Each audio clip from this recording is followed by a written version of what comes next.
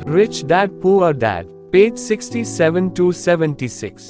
मुझे याद है मैंने नीचे वाला चित्र खींचकर अपने डैडी को कैश फ्लो की दिशा समझाने की कोशिश की थी। मैंने उन्हें ये भी बताया था कि घर के साथ साथ उससे जुड़े कुछ दीगर खर्च भी बढ़ जाते हैं। एक ज्यादा बड़े घर का मतलब था और ज्यादा खर्च, और इसका मतलब ये था कि कैश फ्लो खर्च के कॉलम से होकर गुजरता रहता था। दायित्व, आय, व्यय, मॉर्गेज, रियल प्रॉपर्टी टैक्स, बीमा, रखरखाव, उपयोगिता, संपत्ति, दायित्व, मॉर्गेज। आज भी लोग बाग मुझसे इस बात पर बहस करते हैं कि उनका घर संपत्ति क्यों नहीं होता। मैं जानता हूं कि बहुत से लोगों के लिए खुद का घर उनका सबसे बड़ा सपना होता है और इसीलिए वे इसे अपना सबसे बड़ा निवेश मानते हैं। अपने घर के मालिक होने से ज्यादा अच्छा कुछ भी नहीं है। मैं इस लोकप्रिय मान्यता को देखने का एक और नजरिया सुझाना चाहता हूं। अगर मैं और मेरी पत्नी एक ज्यादा बड़ा और आलीशान मकान खरीदने की बात सोचते हैं तो हम जानते हैं कि यह एक संपत्ति नहीं होगी बल्कि एक दायित्व होगा, क्योंकि इससे हमारी जेब से पैसा निकल जाएगा। तो ये रहा मेरा तर्क। हालांकि ज्यादातर लोग मुझसे सहमत नहीं होंगे, क्योंकि घर एक भावनात्मक चीज होती है और जब पैसे का सवाल आता है तो भावनाएं पैसे की समझ को हरा देती हैं। मुझे व्यक्तिगत अनुभव से पता है कि पैसा हर फैसले को भावनात्मक बना देता है। जब घर की बात आती है तो मैं ये बताना चाहता हूँ कि ज्यादातर लोग उस घर की कीमत चुकाने के लिए जिंदगी भर काम करते हैं जिसके वे कभी पूरी तरह मालिक नहीं होते। दूसरे शब्दों में, ज्यादातर लोग एक घर खरीदने के कुछ सालों बाद दूसरा घर खरीदते हैं और हर बार पहले मकान के लिए जो कर्ज वे लेते हैं उस पर उनके पास हर बार फिर से 30 साल का नया कर्ज हो जाता है। हालांकि लोगों को मॉर्गेज पेमेंट पर ब्याज के लिए टैक्स में छूट मिलती है, परंतु वे अपने दीगर खर्चों के लिए टैक्स के बाद मिलने वाले डॉलरों का उपयोग करते हैं। अपनी मॉर्गेज पूरी तरह चुकाने के बाद भी 3 प्रॉपर्टी टैक्स। मेरी पत्नी के मम्मी डैडी को धक्का लगा जब उनके घर का प्रॉपर्टी टैक्स $1000 प्रति माह तक पहुंच गया। ये तब हुआ जब वे रिटायर हो चुके थे और इस बढ़ोतरी से उनका रिटायरमेंट के बाद का बजट गड़बड़ा गया और उन्हें मजबूरन मकान बदलना पड़ा। 4, घर की कीमत हमेशा नहीं बढ़ती। मेरे कुछ दोस्त हैं जिन्होंने अपने घर के लिए कर्ज लिया था। उन्हें $10 लाख से भी ज्यादा का कर्ज चुकाना है, पर आज उस घर की कीमत $7 लाख से ज्यादा नहीं है। 5, सबसे बड़े नुकसान अवसर गंवाने की वजह से होते हैं। अगर आपका सारा पैसा मकान में फंसा रहता है तो आपको ज्यादा कड़ी मेहनत करनी पड़ती है ताकि आपका खर्च चलता रहे। इस दौरान आपके संपत्ति वाले कॉलम में कोई बढ़ोतरी नहीं होती है। अगर एक युवा पति पत्नी शुरुआत में ही अपना पैसा संपत्ति वाले कॉलम में लगाएं तो उनके आगे के साल आराम से गुजरेंगे, खासकर उस समय जब वे अपने बच्चों को कॉलेज में भेजेंगे। इस दौरान उनकी संपत्ति भी बढ़ जाएगी और उनके खर्चे भी आराम से चलते रहेंगे। अक्सर ऐसा होता है कि आपका घर आपके बढ़ते हुए खर्च के भुगतान के लिए होम इक्विटी लोन का साधन बन जाता है। संक्षेप में, अपना घर खरीदने का फैसला बहुत खर्चीला पड़ता है। इसके बजाय बेहतर यह होगा कि जल्दी ही इन्वेस्टमेंट पोर्टफोलियो बना लिया जाए। किसी आदमी पर इसका असर कम से कम 3 तरह से पड़ता है। 1, समय की बर्बादी, क्योंकि इस दौरान दूसरी संपत्तियों का मूल्य बढ़ गया होता। 2, अतिरिक्त पूंजी की बर्बादी, जिसे दोबारा निवेश किया जा सकता था, जबकि घर खरीदने के बाद आपको घर से सीधे जुड़े बहुत से खर्च उठाने पड़ते हैं। 3, शिक्षा की बर्बादी। अक्सर ऐसा होता है कि लोग यह मानते हैं कि उनके संपत्ति वाले कॉलम में उनका घर, बचत और रिटायरमेंट प्लान आते हैं। चूंकि उनके पास निवेश करने के लिए पैसा नहीं होता, इसलिए वे बिल्कुल भी निवेश नहीं करते हैं। इस कारण उन्हें निवेश का अनुभव कभी नहीं मिल पाता।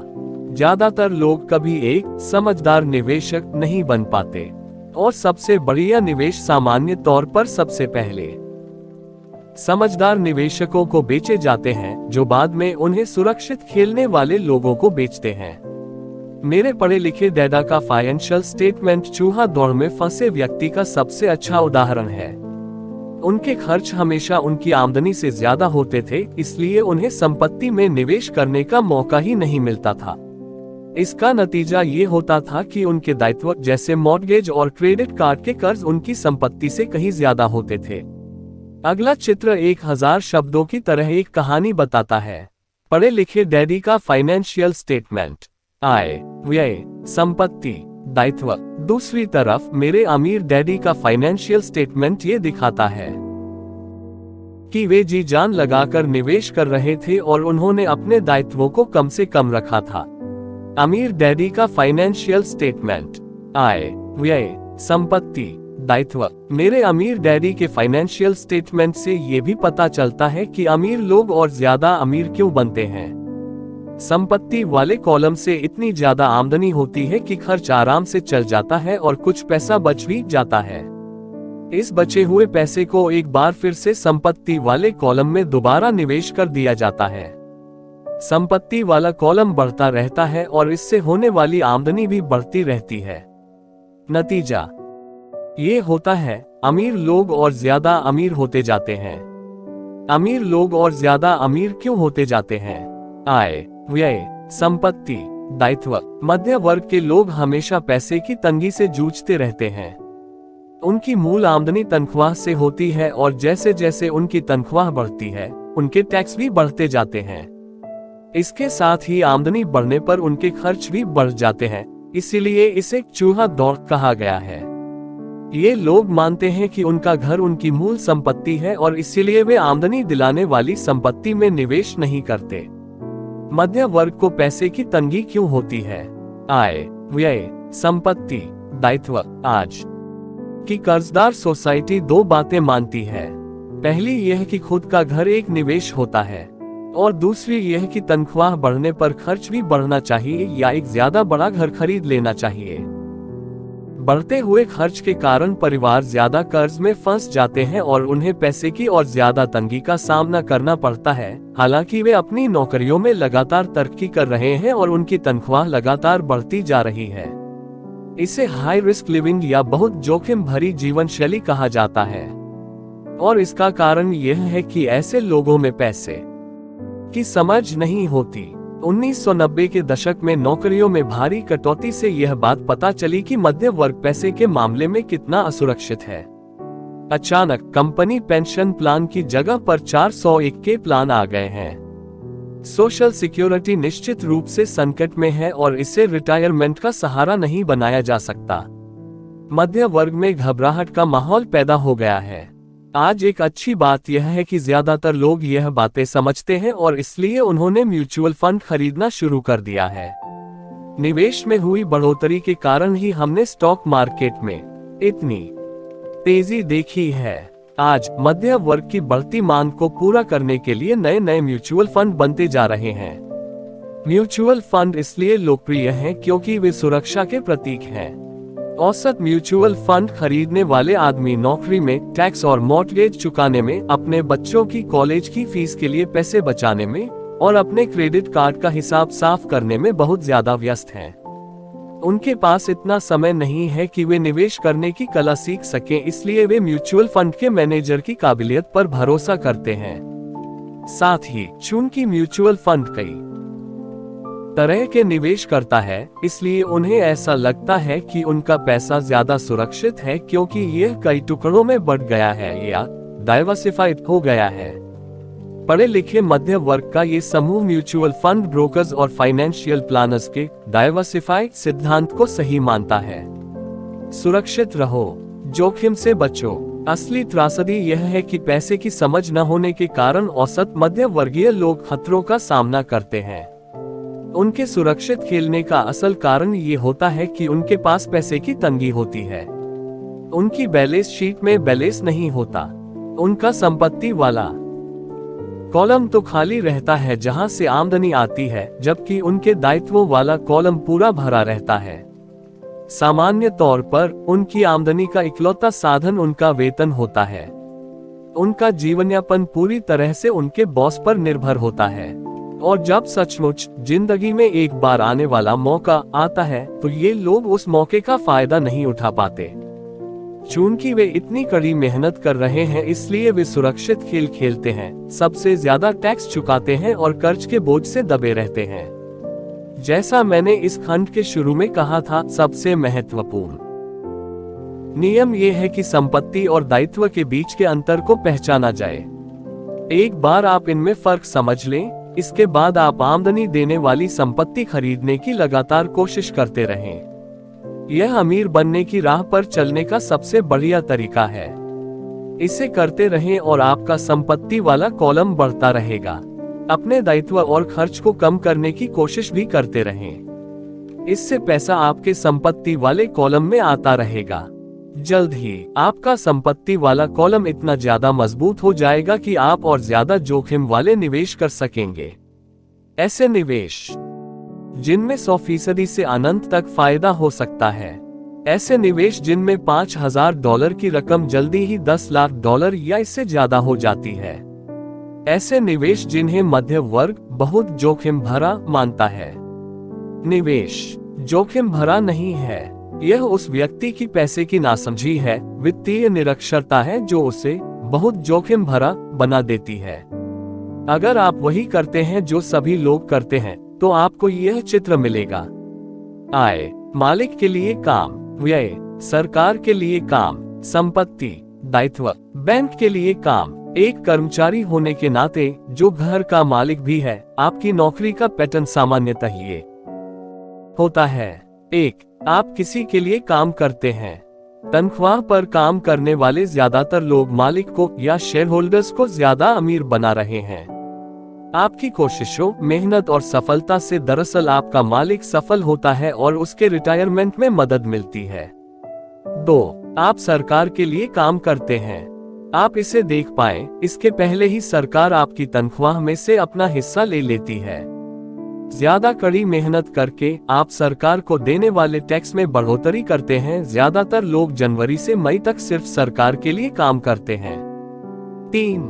आप बैंक के लिए काम करते हैं। टैक्स चुकाने के बाद आपका सबसे बड़ा खर्च आमतौर पर अपना मॉर्गेज और क्रेडिट कार्ड का कर्ज चुकाना होता है।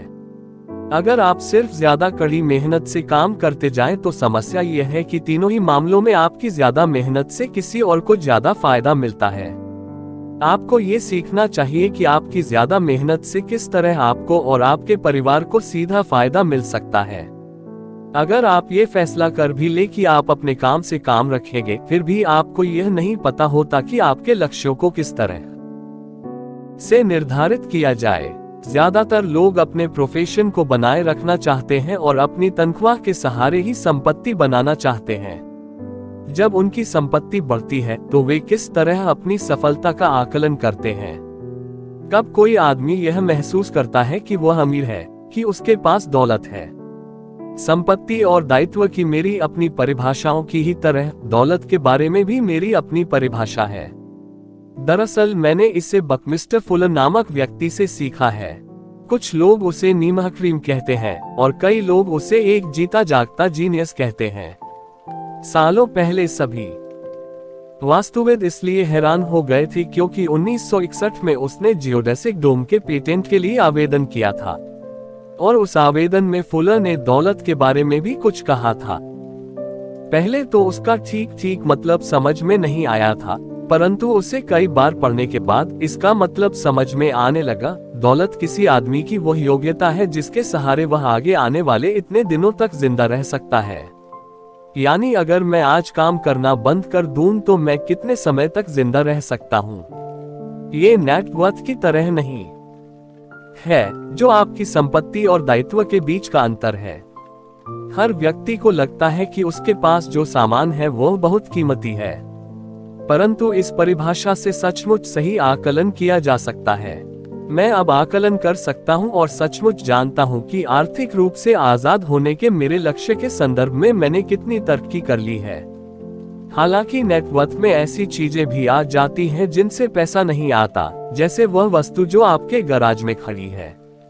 दौलत का सीधा सा हिसाब यह है कि आपका पैसा कितना पैसा बना रहा है और इसलिए आप आर्थिक रूप से कितने दिनों तक जिंदा रह सकते हैं।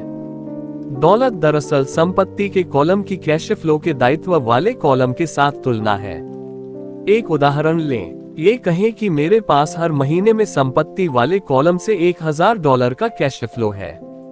और मेरा खर्च हर महीने $2000 है। मेरे पास कितनी दौलत है? अब हम बकमिस्टर फुलर की परिभाषा की तरफ चले। उनकी परिभाषा के हिसाब से मैं कितने दिनों तक जिंदा रह सकता हूँ? अगर हम एक महीने में 30 दिन मान लें, तो इस परिभाषा के हिसाब से मैं 15 दिन तक जिंदा रह सकता हूँ। जब मैं अपनी संपत्ति से हर महीने $2000 का कैश फ्लो हासिल करने लग जाऊंगा तो मैं दौलतमंद हो जाऊंगा। हालांकि मैं अमीर नहीं हूँ, परंतु मैं दौलतमंद जरूर हूँ। हर महीने मेरी संपत्ति से मुझे जो आमदनी मिलती है वह मेरे महीने भर के खर्च के लिए काफी होती है। अगर मैं अपने खर्च को बढ़ाना चाहता हूँ तो मुझे इसके पहले अपनी संपत्ति से आने वाले कैश फ्लो को बढ़ाना होगा।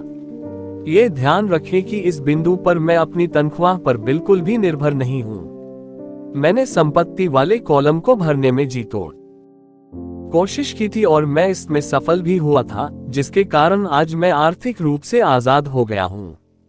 अगर मैं आज अपनी नौकरी छोड़ भी दूं तो भी मेरी संपत्तियों से इतना कैश फ्लो आता रहेगा कि मेरा खर्च आसानी से चलता रहेगा।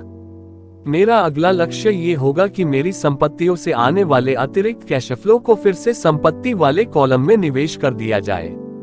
मेरे संपत्ति वाले कॉलम में जितना ज्यादा पैसा जाता है, मेरा संपत्ति वाला कॉलम उतना ही बढ़ता रहता है। मेरा संपत्ति वाला कॉलम जितना ज्यादा बढ़ता है, वहां से उतना ही ज्यादा कैश फ्लो आता है। और जब तक मैं अपने खर्च को आने वाले कैश फ्लो से कम रखता हूं, तब तक मैं ज्यादा अमीर बनता रहूंगा। और ध्यान देने वाली बात यह है कि मेरी आमदनी शारीरिक मेहनत से नहीं, बल्कि दूसरे जरियों से हो रही है।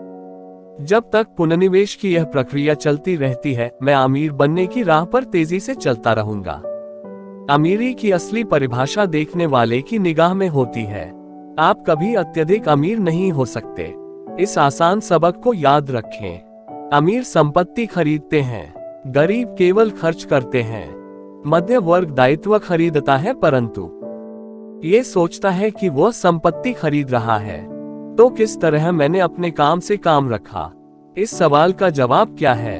मैकडॉनल्ड के मालिक की बात सुने।